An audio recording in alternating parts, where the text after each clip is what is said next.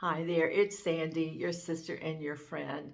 It's December 31st, 2024. Now, a lot of people will find that, oh my gosh, I'm so glad this year is coming to an end. And, but what I've done for the last few days is I've gone back and watched all of the videos that I posted in this past year.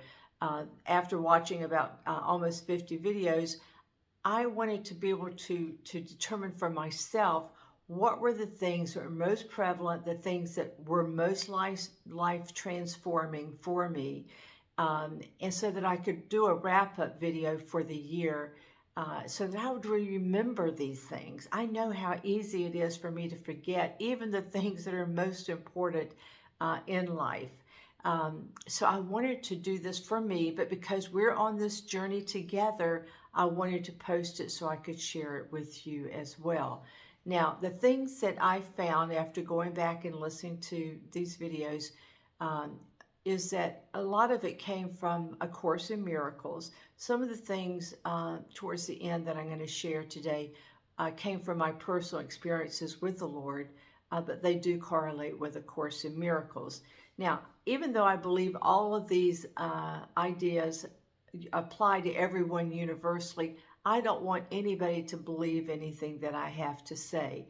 Now, what I did is I heard things being taught that I pondered and I considered, and then I applied them to my life to see if they actually held relevance, were relevant for me, and helped me in this world. And because you're listening to this video, you exist in my universe as well as I exist here. And so welcome to my world, first of all. And you'll understand what I mean by this when we get to the last of the ideas I want to share today. Now, the first thing I want to share, if you haven't heard it before, it may be kind of shocking to you. And it actually forms the basis of everything else. It is like the core value that I hold, and everything else comes actually demonstrates how to live in this world, but based on this first core belief.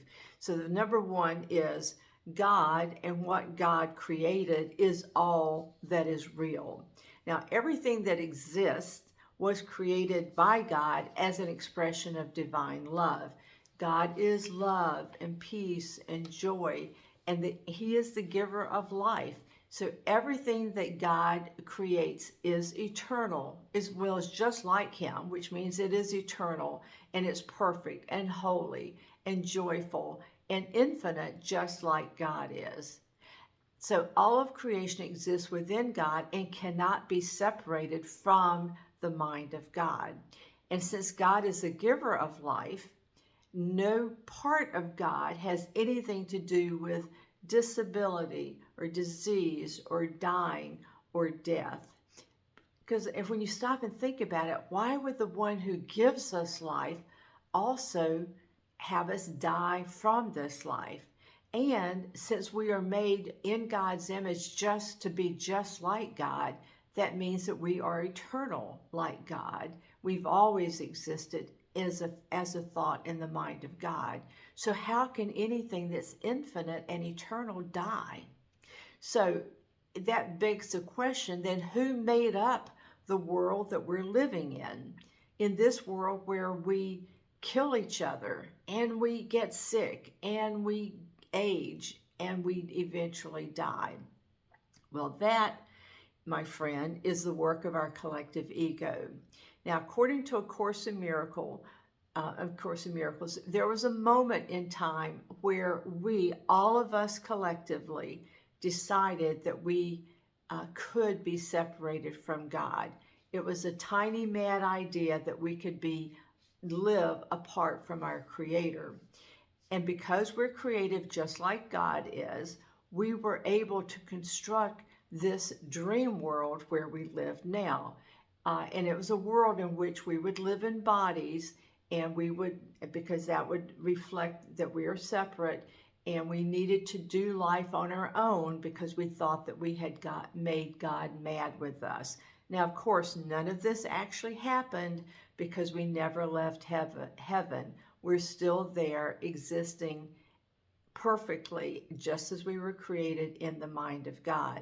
Now, at the same time that we had this tiny mad idea, God created the Holy Spirit, who would live in both worlds just like we do, where we still live in heaven, the Holy Spirit is in heaven, and as we're in this dream world, the Holy Spirit lives inside of us to help us navigate this world and also to help us wake up from the dream that we're in. Now, we're told in the introduction to A Course in Miracles that all of the Course's teachings can be summed up in two ideas. The first one is that nothing real can be threatened and nothing unreal exists. And then we're told, herein lies the peace of God. So nothing in this dream world can threaten our real existence in God, in heaven, where we still are. And anything that appears to be real in this world, where we live in bodies, does not actually exist. So in this world, we're playing a character role that was scripted for us to live in this body that we are existing in, as a scripted actor in a play that was written for us. Now, most of us are unaware of the reality of our existence in heaven.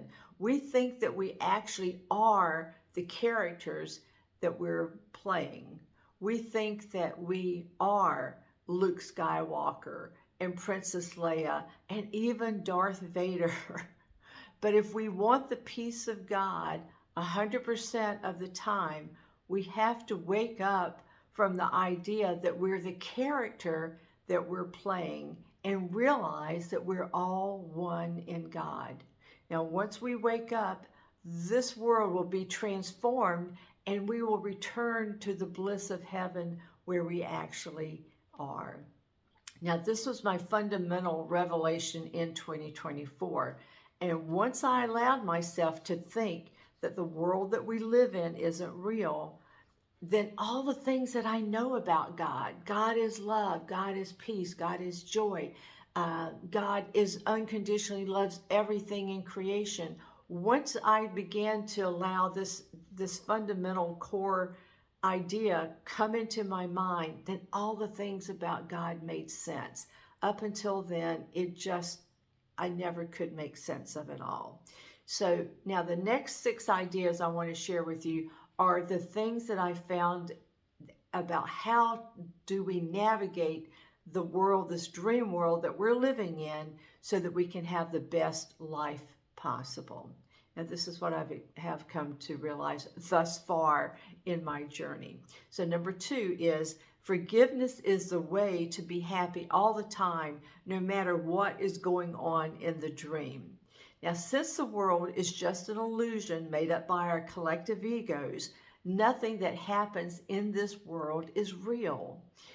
It's like me having a dream that I'm in an airplane and someone pushes me out of the airplane without a parachute. And fortunately, I wake up just before I hit the ground, and I might first of all be angry with the person who pushed me out of the airplane until I remember, oh wait, this was just a dream and it never actually happened. Living in this world is actually like that. There's so many times when somebody is doing something that seems to be hurting someone in this world, or hurting themselves, or hurting me. And at first I might be angry with them until I realize that none of this is real. That's why I can forgive that person for doing something that they really didn't do. It isn't really happening in reality. Now, that doesn't preclude me from intervening to help someone who appears to be being bullied in this world. Now, that doesn't mean that I'm going to bully the bully, because nobody can hurt somebody else unless they have been hurt. So this allows compassion and love to rise up to know how to step in and handle this situation. So anything that happens, that anybody does to anybody else is just a mistake. It's an error that can be corrected. But it doesn't threaten their eternal reality in heaven for either the victim or the victimizer. Nobody is impacted in their true existence. So my job in this world is to know that I can't be separated from God's love and to forgive every mistake that I see, whether it's my mistake or someone else's mistake. It's through my forgiveness that I will see the divine light in every person. Third revelation is our bodies are part of this grand illusion made up by our collective egos. So our bodies made us, the egos made up our bodies to give us the idea that we're actually separated from our Creator and from each other.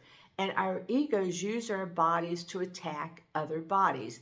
It's as if we live in this soft tank, and this soft tank attacks other soft tanks to try to take them out, to destroy them before they destroy us.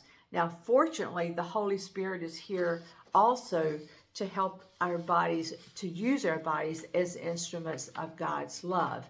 And since our bodies are not real, we can work miracles in them by picturing how we want our bodies to be in this world and perceive ourselves to be that way and to feel the feelings, all the joy and gratitude that we would feel for our body to be the way we want it to be.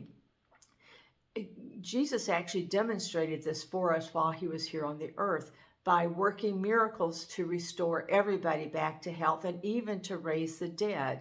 And he told us that we could do this and even greater things. I think that he did it because he knew that his prayers were heard and were going to be answered by God, and he felt the gratitude in knowing that. And so anything that anybody else has done is something that we can do as well if we can just imagine it and feel the joy of knowing that it has happened before it actually manifests physically. Number 4, every person who shows up in my life is a mirror for me to see how I perceive myself. So in order for me not to think of myself as guilty and for the things I have done wrong in this world, my ego projects my errors onto every other person out there in hopes that God will declare me innocent and them guilty. But when I'm honest about it, I will know that I am just, what I'm perceiving about somebody else is just a projection of what I'm actually believing about myself. So if I judge them as anything other than a perfect child of God, there's something in me that sees me and them in that way.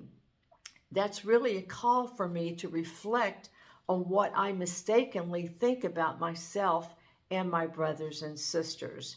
So every negative encounter in this life is just an opportunity for me to extend love by letting go of my unconscious projection of fear and hate onto other people.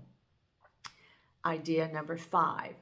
This life is more about undoing than it is about doing. So when I let go of negative stored up energy, I make space for the Spirit to flow freely within me. So anytime I feel anything other than joy and happiness and peace and love, my work is to feel all the feelings that are showing up in that moment. The thing that is unfolding in front of me now is just here to be the trigger so that I can let go of some emotion that I stored up when I was a child and I didn't know what to do with it.